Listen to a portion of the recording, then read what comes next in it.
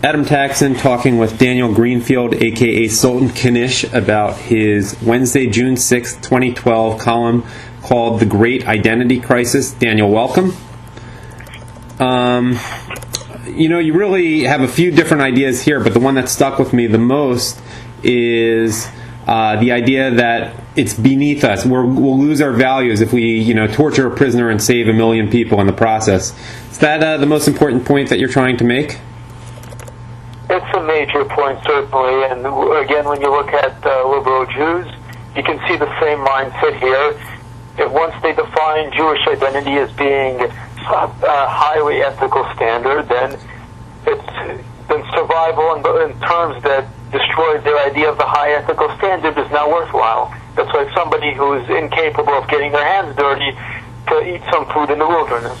Well, it's funny. I always think I went to some Reform synagogue. I try to avoid those places a few years ago, and I remember a big sign that said, "Save Darfur." And it was ironic because it's not like we're going to save Darfur. It was you go save Darfur, and they probably would have a protest against American intervention. It was a very tikkun olam synagogue, or so-called synagogue in that case. Rituals of social justice. Exactly. I mean, it's probably standard. This was one in D.C., so it probably had a lot of prominent people. But why is it that the U.S. is having the identity crisis that you talk about in your title here? What's at the very root?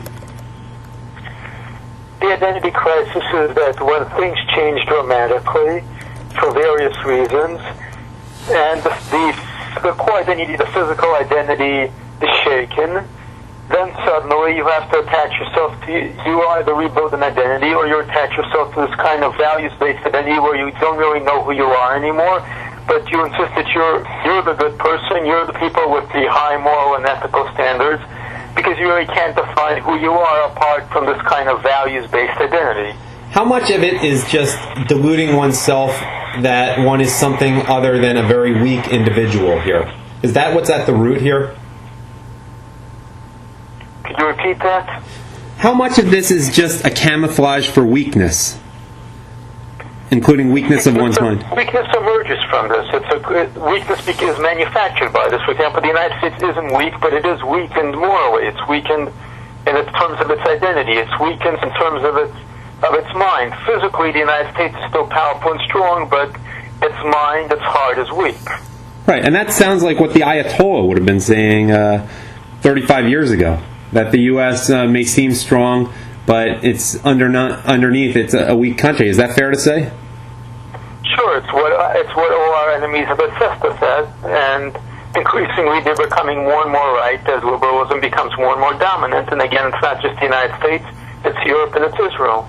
Can you explain a little bit more about your sentence, "A nation's self-worth is grounded in its accomplishments"? Actually, a second sentence is, "As its accomplishments diminish, it either begins to live in the past or adopts a values-based identity that allows it to believe that it is better than the nations who are actually building, forging, and making their future." Europe today is really an illustration of that, because you have a variety of countries that once used to matter, that increasingly don't matter, that have adopted this identity of being superior to the United States. And increasingly the United States is headed the same route, except we're going to adopt the identity of being superior to China. Right. So, in other words, you wouldn't see this kind of values-based identity in the Germany of the late 19th century, in the Japan of, say, the 1960s or 70s, the U.S. of the 1950s, or even England, I guess, in the first, all of the 19th century and the early part of the 20th century. They just didn't bother with this kind of thing because they were actually accomplishing things? Is that what you're saying? Yeah, there was a real identity to look at. And as the identity eroded, as the accomplishments eroded, what you end up with is asserting your own moral supremacy, and Islam also does this to an extent. All right. Yeah, and there aren't a whole lot of accomplishments in terms of technical innovation and cultural achievements in Islam outside of the religion, I would assume. You'd agree with that?